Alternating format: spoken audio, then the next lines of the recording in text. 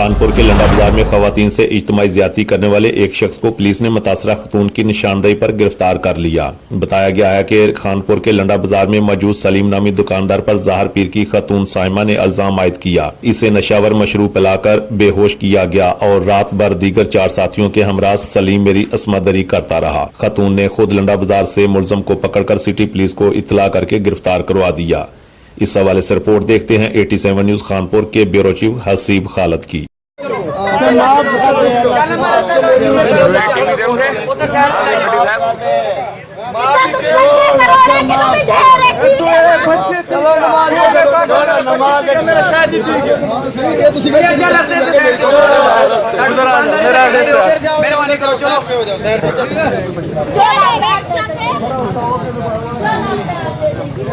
इस